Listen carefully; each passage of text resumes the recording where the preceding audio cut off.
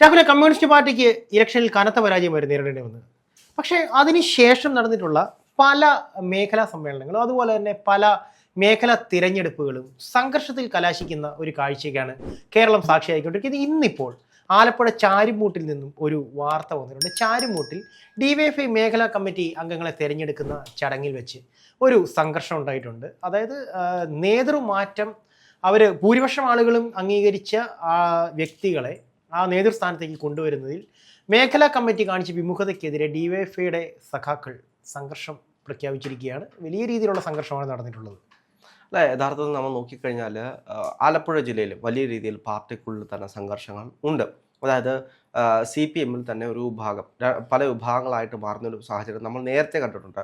CPM-ൽ ഒരു വിഭാഗീയത ആലപ്പുഴ ജില്ലയിൽ നിലനിൽക്കുന്നുണ്ട്. അതുകൊണ്ടാണ് സുധാകരനെ പോലെ ഒരു ക്രെഡിബിലിറ്റി ഉള്ളൊരു നേതാവിനെ അവർക്ക് നഷ്ടപ്പെടുന്നത്. ഒരു രക്തസാക്ഷി കുടുംബത്തിൽ നിന്ന് അവർക്കിനി ഭുവനേശ്വറിൻ്റെ പേര് പറയാൻ പോലും കഴിയാത്ത രീതിയിലേക്ക് മാറുന്നൊരു സാഹചര്യം നമ്മൾ കണ്ടതാണ്. അത് സുധാകരൻ്റെ ഒരു പോക്കാണ്. അപ്പോൾ കേരളത്തിൽ തന്നെ കഴിഞ്ഞ തെരഞ്ഞെടുപ്പിൽ ആലപ്പുഴയിൽ നിന്ന് ഒരു സീറ്റ് മാത്രമാണ് UDF-ന് കിട്ടിയത്. അത് രമേശ് ചെന്നിത്തലയുടെ സീറ്റാണ്, ഹരിപ്പാടാണ്. പക്ഷേ ഈ തെരഞ്ഞെടുപ്പ് നോക്കൂ, എത്ര സീറ്റുകളാണ് ആലപ്പുഴയിൽ നിന്നും UDF നേടിയെടുത്തത് എന്നുള്ളത് നമുക്കറിയാം. ഇതിൻ്റെ പ്രധാനപ്പെട്ട കാരണം ആലപ്പുഴയിൽ നിലനിൽക്കുന്ന വിഭാഗീയതര പ്രശ്നങ്ങളാണ്. ഇപ്പോൾ കരുനാഗപ്പള്ളിയിലായിരുന്നു അവിടുത്തെ CPM-ന്റെ നേതാക്കന്മാരെ തന്നെ പൂട്ടിയിടുന്ന ഒരു സാഹചര്യം നമ്മൾ കണ്ടത്. ആലപ്പുഴയിൽ നിന്നും സുധാകരൻ എപ്പോഴും ഉന്നയിച്ചുകൊണ്ടിരുന്ന വിഷയമാണ് ഈ കോക്കസുകളെ നിയന്ത്രിക്കുന്നത് ചില മാഫിയകളാണ്. ഗുണ്ടാ മാഫിയ, അതേപോലെ മണൽ മാഫിയ, ലഹരി മാഫിയ. ഈ മാഫിയകളാണ് ആലപ്പുഴയിലെ പാർട്ടിയെ നിയന്ത്രിക്കുന്നതെന്നുള്ള വലിയ ആരോപണങ്ങളായിരുന്നു സുധാകരൻ ഉന്നയിച്ചത്. അതിപ്പോഴും പാർട്ടിക്കുള്ളിൽ ഒരു വിഭാഗീയതയായിട്ട് നിലനിൽക്കുന്നുണ്ട് എന്നൊരു യാഥാർത്ഥ്യമാണ്. ഇപ്പോൾ നമ്മൾ നോക്കിക്കഴിഞ്ഞാൽ ഇത് നേതാക്കന്മാരുടെ ഇടയിലായിരുന്നു ഈ വിഭാഗീയത ഉണ്ടായിരുന്നത്. CPM-നകത്ത് തന്നെയുള്ള പല നേതാക്കന്മാർ തമ്മിൽ അങ്ങോട്ടും ഇങ്ങോട്ടും വിഭാഗീയത ഉണ്ടായിരുന്നു. ഇപ്പോൾ നോക്കിക്കഴിഞ്ഞാൽ അത് DYFI-യിലേക്കും വരുന്നൊരു സാഹചര്യമാണ്. കീഴ്ഘടകങ്ങളിലേക്ക് അത് വ്യാപിച്ചു തുടങ്ങി അല്ലേ? കേഡർ പാർട്ടിയാണല്ലോ മേളിൽ നിന്നും പറയുന്നത് കേട്ടുകൊണ്ടിരുന്നൊരു ശീലം. ഇപ്പോൾ കമ്മ്യൂണിസ്റ്റ് പാർട്ടിയെ സംബന്ധിച്ച് അവരെപ്പോഴും പറയുന്നൊരു കാര്യമാണ്, ഞങ്ങൾ കേഡർ പാർട്ടിയാണ്, ഞങ്ങൾക്ക് നേതൃത്വമുണ്ട്, നേതൃത്വം പറയുന്നവരെ ഞങ്ങൾ നിശ്ചയിക്കുമെന്ന്. ഇപ്പോൾ മുഖ്യമന്ത്രി ആരാണ് എന്ന് ചോദിച്ചുകൊണ്ട് UDF-ന്റെ മുഖ്യമന്ത്രി ആരാണ്, നിങ്ങളുടെ മുഖ്യമന്ത്രി ആരുടെ എന്ന് പറഞ്ഞ് കളിയാക്കുന്ന DYFI-ക്കാരും CPM-മാരും ഒക്കെ ഉണ്ട്. അവർക്കൊരു ഈ സാഹചര്യത്തിൽ കിട്ടാൻ പറ്റിയ ഒരു അടിയാണ് എന്ന് വേണമെങ്കിൽ പറയാം. കനത്ത അടിയാണ്, ചെറിയ അടി എന്ന് അതായത് ഇത് നിങ്ങളുടെ പാർട്ടിക്കുള്ളിൽ പോലും ഒരു ഏരിയ കമ്മിറ്റി പ്രസിഡന്റിനെയൊക്കെ തീരുമാനിക്കുക, അല്ലെങ്കിൽ മേഖലാ കമ്മിറ്റി പ്രസിഡന്റിനെ തീരുമാനിക്കാൻ കഴിയുന്നതിൽ സംഘർഷമുണ്ടെങ്കിൽ, അടിയുണ്ടെങ്കിൽ, ഒരു മുഖ്യമന്ത്രി കേരളത്തെ ഭരിക്കാൻ പോകുന്ന ഒരു മുഖ്യമന്ത്രിയെ തിരഞ്ഞെടുക്കുന്നതിലും സംഘർഷം ഉണ്ടാകുന്ന ഒരു തെറ്റുമില്ല. ഇപ്പോൾ അത് ജനങ്ങളുടെ വികാരമാണ്. ഇപ്പോൾ എന്താണെങ്കിലും AICC ആണ്, ഇവർക്ക് പറയാനൊരു AICC എങ്കിലും ഉണ്ട്. ഇപ്പൊ UDF-നാണെങ്കിലും കോൺഗ്രസിനാണെങ്കിലും പറയാനൊരു AICC എങ്കിലും ഉണ്ട്. അവസാന വാക്ക് എന്ന നിലയിൽ എല്ലാം ജനാധിപത്യ രീതിയിൽ പോയതിനു ശേഷം ജനാധിപത്യത്തിന് അപ്പുറത്തേക്ക് ഒരു വാക്ക് AICC എന്ന് പറഞ്ഞുകൊണ്ടുണ്ട്.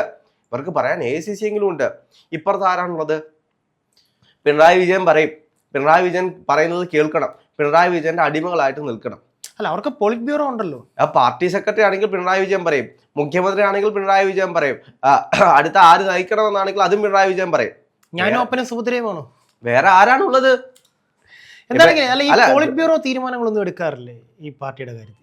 പോളിറ്റ് ബ്യൂറോ ആണല്ലോ പാർട്ടിയുടെ. പോളിറ്റ് ബ്യൂറോ ആരാണ്? പിണറായി വിജയനാണ് കേരളത്തിന്റെ പോളിറ്റ് ബ്യൂറോ. ഇനി അടുത്ത പ്രതിപക്ഷ നേതാവ് ആരാണ് എന്ന് പറയാൻ പോകുന്നതും പിണറായി വിജയനാണ്. പിണറായി വിജയൻ തീരുമാനിക്കുന്ന ആളായിരിക്കും അടുത്ത പാർട്ടി സെക്രട്ടറി ആകാൻ പോകുന്നതും അടുത്ത പ്രതിപക്ഷ നേതാവാകാൻ പോകുന്നതും പിണറായി വിജയൻ പറയുന്ന ആളുകളായിരിക്കും. പക്ഷെ KN ബാലഗോപാലിന്റെ പേര് പ്രതിപക്ഷ സ്ഥാനത്തേക്ക് ഉയർന്നു കേൾക്കുന്നുണ്ട് ശക്തമായി. അപ്പം തന്നെ കണ്ണൂർ ലോബി വിട്ടിയില്ലേ? അപ്പോൾ CPM-നകത്ത് തന്നെ ഈ വിഭാഗീയത വലിയ രീതിയിലുണ്ട്. ഒരു പ്രതിപക്ഷ നേതാവിനെ എടുക്കാൻ കഴിയാത്തൊരു സാഹചര്യം CPM-ൽ ഇപ്പോൾ നിലനിൽക്കുന്നുണ്ട്. അതേപോലെ ഒരു പാർട്ടി സെക്രട്ടറി എടുക്കാൻ കഴിയാത്തൊരു സാഹചര്യം CPM-ൽ നിലനിൽക്കുന്നുണ്ട്. അങ്ങോട്ടും ഇങ്ങോട്ടും സംഘർഷങ്ങളാണെന്നേ. CPM-നകത്താണ് ഇതിപ്പോൾ നമുക്ക് ഏറ്റവും കൂടുതൽ നേടിച്ചു കാണാൻ കഴിയുന്നത്. പാർട്ടി എന്താണ് പറഞ്ഞത്? MABP എന്താണ് പറയുന്നത്? അടിത്തട്ടിലേക്ക് പോയി ഞങ്ങൾ ഓരോ ആളുകളുടെയും പ്രശ്നങ്ങൾ കേൾക്കും, പാർട്ടിക്കുള്ളിലുള്ള പ്രശ്നങ്ങൾ മുഴുവൻ ഞങ്ങൾ കേൾക്കാൻ ബാധ്യസ്ഥരാണ് എന്ന് പറയുന്ന ഒരു സാഹചര്യത്തിലേക്ക് പോയി. ഇത്രയും നാളും പിണറായി വിജയൻ എന്ന് പറയുന്ന ഒരു ഏകാധിപതി പറയുന്നത് കേട്ട് അനുസരിച്ച് പോകുന്ന ഒരു സാഹചര്യം പാർട്ടിക്കുള്ളിൽ ഉണ്ടായിരുന്നു. ഇനി ഞങ്ങൾ അങ്ങനെയല്ല, ഞങ്ങൾ കുറച്ചുകൂടെ ജനാധിപത്യത്തിലേക്ക് വരാൻ പോവുകയാണ്, ഞങ്ങൾ ഞങ്ങളുടെ പാർട്ടി അണികളെ കേൾക്കാൻ തയ്യാറാകുന്നു എന്ന് പറഞ്ഞതാണ്. അപ്പോൾ അണികൾ പറഞ്ഞതായിരിക്കാം ഇപ്പോൾ ഈ മേഖലാ കമ്മിറ്റിയിൽ തന്നെ സംഭവിച്ചത്.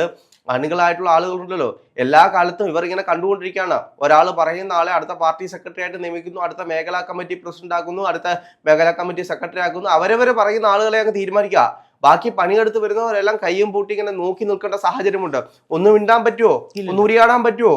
പാർട്ടി നേരെ ഡയറക്റ്റ് ആയിട്ട് പണി കൊടുക്കും, അല്ലെങ്കിൽ പാർട്ടി കൃത്യമായിട്ട് പണിത് മാറ്റി നിർത്തും. അത് നമ്മൾ പലതവണ കണ്ടിട്ടുള്ളതല്ലേ. അപ്പോൾ പണിയെടുക്കുന്ന നേതാക്കന്മാരെ മാറ്റി നിർത്തി മേളിൽ നിന്നും ആ കോക്കസ് തീരുമാനിക്കുന്നത്. അപ്പോൾ ആലപ്പുഴ ഒരു കോക്കസ് ആണ് കൈകാര്യം ചെയ്യുന്നത് എപ്പോഴും ജി സുധാകരൻ പറയുന്നു. ആ കോക്കസ് പറയുന്നതനുസരിച്ച് ആളെ നിർത്തിക്കഴിഞ്ഞാൽ ഇത് സംഭവിക്കും. ഇനിയും വിഭാഗീയതകൾ വരാനിരിക്കുന്നതേ ഉള്ളൂ. കമ്മ്യൂണിസ്റ്റ് പാർട്ടിയുടെ കേരളത്തിന്റെ 14 ജില്ലകളിലും അവർക്ക് ഏതെല്ലാം ബ്രാഞ്ച് കമ്മിറ്റികളുണ്ടോ, ഏരിയ കമ്മിറ്റി ഉണ്ടോ, ഈ കമ്മിറ്റികളെല്ലാം സംഘർഷങ്ങൾ രൂപപ്പെടാനുള്ള സാധ്യതയുണ്ട്. അത് പിണറായി വിജയൻ എന്ന് പറയുന്ന ഒരാൾ, അല്ലെങ്കിൽ ഈ സംവിധാനങ്ങൾ ഇരിക്കുന്ന ആളുകൾ ഇന്ന ആള് പാർട്ടി സെക്രട്ടറി, ഇന്ന ആള് പാർട്ടി പ്രസിഡന്റ് എന്ന് പറയുന്നത് പോലെയല്ല. ജനങ്ങൾക്ക് കൂടുതൽ അവസരം കൊടുത്താൽ, അണികൾക്ക് കൂടുതൽ അവസരം കൊടുത്താൽ അവർ ചോദ്യം ചെയ്യും.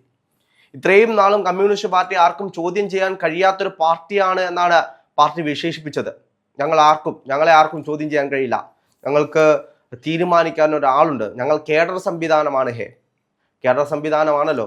ആ കേഡർ സംവിധാനത്തിന്റെ പ്രശ്നങ്ങൾ, പാളിച്ചകൾ കേരളത്തിലെ ഏറ്റവും വലിയ തോൽവിയിലേക്ക് 35 സീറ്റ് കമ്മ്യൂണിസ്റ്റ് പാർട്ടി, അതായത് CPM എന്ന് പറയുന്ന ഒരു പാർട്ടി രൂപീകരിച്ച് ശക്തമായി പോകുന്ന കാലയളവിൽ ആദ്യമായിട്ടാണ് 35 എന്ന് പറയുന്ന ഒന്ന് നോക്കൂ, ഒരു പാർലമെന്റിലേക്ക് പോലും ഒരാളെ അയക്കാൻ കഴിയാത്തൊരു സാഹചര്യത്തിൽ, അത്രത്തോളം ദുർബലമാകുന്ന ഒരു സാഹചര്യം പാർട്ടിക്ക് ഉണ്ടായിട്ടുണ്ടെങ്കിൽ ഇപ്പോഴും ഈ പാർട്ടി തിരുത്താൻ തയ്യാറല്ലെന്നേ.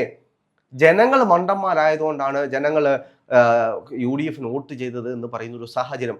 ഒരു ജനാധിപത്യ വ്യവസ്ഥയിൽ ഞാൻ മാത്രമാണ് രാജാവ് എന്ന് ചിന്തിച്ചുകൊണ്ടിരുന്ന രാജാവിനെ താഴെ ഇറക്കാൻ ജനങ്ങൾക്ക് കഴിഞ്ഞിട്ടുണ്ടെങ്കിൽ അവരെ മതിക്കാൻ പഠിക്കണം, അവരെ കേൾക്കാൻ പഠിക്കണം.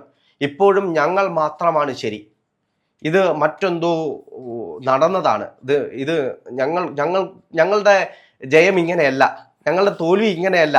ഇപ്പോൾ സ്വരാജിൻ്റെയൊക്കെ ഭാഷയിൽ പറഞ്ഞു കഴിഞ്ഞാൽ ഇതല്ല തോൽവി, ഇതൊരിക്കലും തോൽവിയേ അല്ല. രാഹുൽ, ജനങ്ങൾ ഞങ്ങളെ വിജയിപ്പിച്ചു, പക്ഷേ ഞങ്ങൾ തോറ്റു. രാഹുൽ, ഇതിനിടയിൽ ബിനോയ് വിശ്വം വന്നിട്ടുണ്ട്. ഉപപ്രതിപക്ഷ നേതാവ് സ്ഥാനം ബിനോയ് വിശ്വം ആവശ്യപ്പെട്ടിട്ടുണ്ട്. അത് CPIയുടെ ഒരു മെമ്പർ ഉപപ്രതിപക്ഷ നേതാവായി വരണമെന്നാണ് പറയുന്നത്. അതും ഒരു സംഘർഷത്തിലേക്ക് പോകുന്ന സാഹചര്യമല്ലേ? CPM-നെ സംബന്ധിച്ച് നമുക്കറിയാം, ഒരു കണ്ണൂർ കോക്കസാണ് CPM നിയന്ത്രിച്ചുകൊണ്ടിരിക്കുന്നത്. ആ കണ്ണൂർ കോക്കസിന് നിയന്ത്രിക്കുന്നത് സഖാവ് പിണറായി വിജയൻ തന്നെയാണ്. അതുകൊണ്ടാണ് കണ്ണൂർ വിട്ട് അധികാരങ്ങളൊന്നും പോകാൻ സമ്മതിക്കാതെ കൊണ്ടുനടക്കുന്നത്. പാർട്ടി സെക്രട്ടറി ആണെങ്കിൽ കണ്ണൂരിൽ നിന്ന്, മുഖ്യമന്ത്രി ആണെങ്കിൽ കണ്ണൂരിൽ നിന്ന്, പ്രതിപക്ഷ നേതാവാണെങ്കിൽ കണ്ണൂരിൽ നിന്ന്, ആരാണെങ്കിലും കണ്ണൂരിൽ നിന്നാകാവൂ എന്നുള്ള അജണ്ടകൾ കൃത്യമായിട്ടുണ്ട്. ഇപ്പം ബിനോയ് വിശ്വം പറയുന്നതിനകത്ത് കാര്യമുണ്ട്. അവർ ഇത്രയും വർഷമായിട്ട് ആ പാർട്ടിയോടൊപ്പം നിൽക്കുന്ന ആളുകളാണ്. കഴിഞ്ഞ തെരഞ്ഞെടുപ്പിലാണെങ്കിൽ പോലും വലിയ രീതിയിൽ പരിഗണിക്കാതെ പോയ ഒരു പാർട്ടിയാണ്. അവർക്ക് മന്ത്രിസ്ഥാനങ്ങളൊക്കെ കൊടുത്തിട്ടുണ്ടെങ്കിൽ പോലും എനിക്ക് തോന്നുന്നു ഈ തെരഞ്ഞെടുപ്പിൽ അത്യാവശ്യം മാന്യമായിട്ട് നിലനിൽക്കാൻ കഴിയുന്നത് CPIക്ക് അത്യാവശ്യം കുഴപ്പമില്ലാതെ നിൽക്കാം. എനിക്ക് തോന്നുന്നു CPM-നെക്കാളിലും കൂടുതൽ ഇത്തവണ CPIക്കാണ് വിജയം കൂടുതലെന്ന് തോന്നുന്നു. അല്ലെ, വിജയം കൂടുതൽ CPIക്കല്ലേ? 10 സീറ്റോളം 9 സീറ്റോ 10 സീറ്റോ വിജയിച്ചു. 25 അവര് നിർത്തിയിട്ടുള്ള സ്ഥാനാർത്ഥികളിൽ മിക്കവരും തന്നെ വിജയിച്ചിട്ടുണ്ട്. അല്ല, മിക്കവരും വിജയിച്ചു എന്നല്ല, വലിയ തോൽവി ഉണ്ടായി. ആ തോൽവിക്ക് കാരണവും ആരാണ്? സഖാവ് പിണറായി വിജയന് നേതൃത്വം കൊടുത്തൊരു പാർട്ടി ആയതുകൊണ്ടാണ്, പാർട്ടി സംവിധാനമായതുകൊണ്ടാണ്, മുന്നണി ആയതുകൊണ്ടാണ് തോൽവി എന്ന് CPIക്ക് പറയാൻ കഴിയും. അപ്പോൾ എന്തു തന്നെയാണെങ്കിലും കേഡർ സംവിധാനം, നിങ്ങൾക്ക് മുഖ്യമന്ത്രി എവിടെ എന്ന് ചോദിക്കുമ്പോൾ സ്വയം ആലോചിച്ച് നോക്കണം. ഈ പാർട്ടിക്കുള്ളിൽ ഇനി നടക്കാൻ പോകുന്നത് സംഘർഷങ്ങളാണ്. ചോദ്യം ചെയ്യാൻ 1000 പേര് വരും. ഈ കനത്ത തോൽവി, ഈ വലിയ തോൽവി, അത് ചോദ്യമായിട്ട് സാധാരണപ്പെട്ട ജനങ്ങൾ ഉന്നയിക്കുമ്പോൾ ഇനി ജനങ്ങളുടെ ഇടയിലേക്ക് പോകുമെന്നല്ലേ പറഞ്ഞത്. കഴിഞ്ഞ കാലങ്ങളിൽ മുഖ്യമന്ത്രി ആയതുകൊണ്ട് ആ ചോദ്യമൊക്കെ വീട്ടിൽ പോയി പറഞ്ഞാൽ മതി എന്ന് പറഞ്ഞിട്ടുണ്ട്. ഇനി വീട്ടിൽ പോയി പറയാനൊന്നും പറ്റത്തില്ലല്ലോ. ഇനി സഖാവിന്റെ മുഖത്ത് നോക്കി ചോദിക്കും, ഒന്നല്ല 1000 പേര് ചോദിക്കും. അപ്പോഴും വീട്ടിൽ പോയി പറഞ്ഞാൽ മതി എന്ന് പറഞ്ഞു കഴിഞ്ഞാൽ വീണ്ടും ചോദ്യങ്ങൾ ചോദിക്കാൻ പുതിയ ആളുകൾ വന്നുകൊണ്ടിരിക്കും. പാർട്ടി എന്ന് പറയുന്നത് സഖാവ് പിണറായി വിജയൻ മാത്രമല്ലല്ലോ, അതിനപ്പുറത്തേക്ക് വലിയ വലിയ സംവിധാനങ്ങളുണ്ട്. 1000 മനുഷ്യർ ചേർന്ന് പടുത്തുയർത്തിയ പാർട്ടികളല്ലേ ഇതൊക്കെ. അപ്പോ കോൺഗ്രസിൽ കുറച്ച് ജനാധിപത്യം കൂടിപ്പോയി, CPM-ൽ ജനാധിപത്യമില്ല. ഇതാണ് ഇപ്പോൾ ഏറ്റവും കൂടുതൽ നടന്നത്. ഞാൻ ചോദിക്കുന്നത് കേഡർ ഇളകി തുടങ്ങി.